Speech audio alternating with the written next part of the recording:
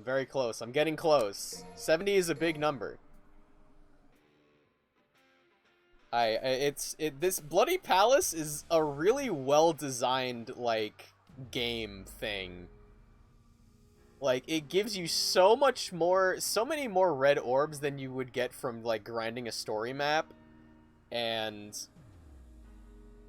it's just, like, it's static, it doesn't change. The only thing that changes is your execution and your knowledge. It's like I've said this before, like, Devil May Cry is giving me the same satisfaction that I would get from, like, overcoming hurdles in a fighting game. Which is also fun. Like, I still love fighting games, but I just don't have time to be, like, playing in shitty lobbies on shitty netcode with just, like, just playing overall bad quality matches to try to learn something. Like, I don't have that much time, you know? But this is consistent, it's reliable, you can always boot up Devil May Cry. You can't always boot up a fighting game and you know, get the matches you want, but you can always go to Bloody Palace. And that's what's up. Like, every time you get further in Bloody Palace, it's not because of, like... It's not because you got new items, it's not because you got new weapons. It's because you got new knowledge, and you got new tech skill.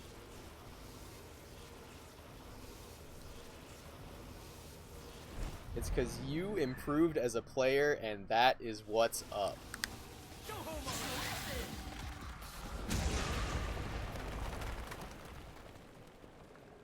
Just gotta get good. Actually, it is actually just get good. Like, there's get good for fighting games, which is an absolute chore. Because it's like, it's you and another player, like, pushing their best against each other, which, like... Actually, that's not the problem. The problem is that the other human player, because they're a human player, there are so many variables that could be happening, like, behind the scenes that you just, like, you can't possibly predict, or you can't possibly plan for. But these guys, it's like, it's all static. Like, you can just know, like, okay, you know, the Furies do this one thing. Like, here's the tell for when they do an instant attack. Here's the tell for when they fake out once. Here's the tell for when, like, they do something slower. Like, you can learn the patterns of every enemy in this game and just like, that's why I keep saying, okay, I solved Batroom, I solved Behemoth. They are just problems you solve. You better believe I'm shilling DMC, dude. This is the greatest game ever made. DMC 5 is a fucking treasure. I can't believe this game exists in the way it does. It's a miracle.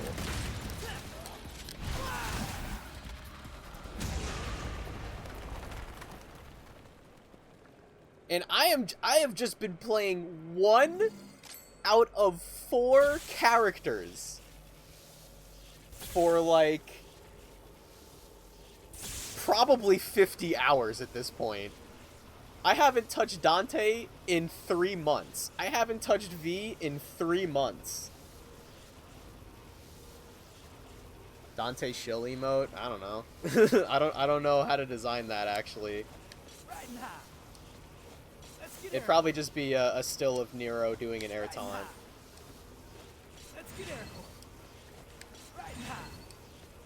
Is this the best DMC? Yes. No question. You can like other things about stuff like DMC 3, DMC 4. Do people like anything about DMC 1, actually? New record on Scissors Room? I'm insane. I'm crazy. Please play DMC 2. You will have to pay me $500 to do that. Side note, do not pay me $500 to play DMC 2. I made a tweet about this last night.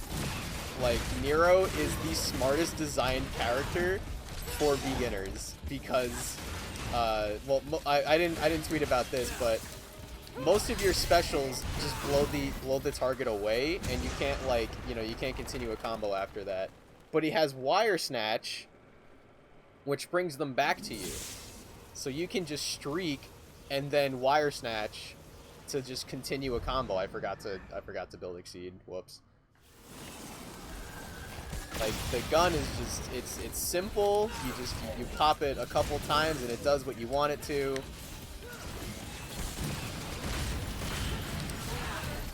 And oh my god, like, the Exceed is so cool, which is what makes you want to do it.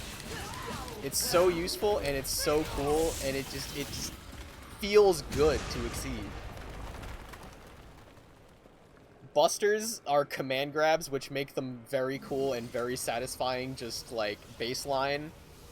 They have cool like animations. You just do cool things. You just get to be this really cool character to just throw around these big dudes with your cool like ghost arm.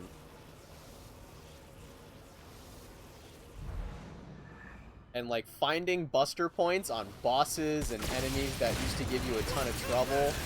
Like, it is just so satisfying to learn an enemy's pattern and then dismantle it as you dismantle their face from their head with your cool demon arm when you find buster chances.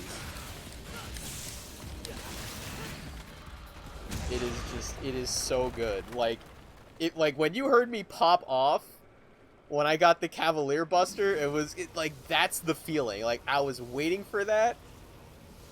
I know what buster points look like. Like, I know what buster chances look like when the enemies, like, stagger, like, oh, go. Like, that usually happens after you parry something, or, like, you stop them from doing a big cool thing. Like, after you find, like, a couple of buster points, you know where it is. Like, you know what they look like. Ah, shit. Oh well, there goes my quick clear. And the animations are just like, it's the feeling of like seeing that new animation. It's like, how am I gonna kick this guy's ass? I have never seen Nero just like start punching and kicking somebody like a Dragon Ball Fighter's Dragon Rush.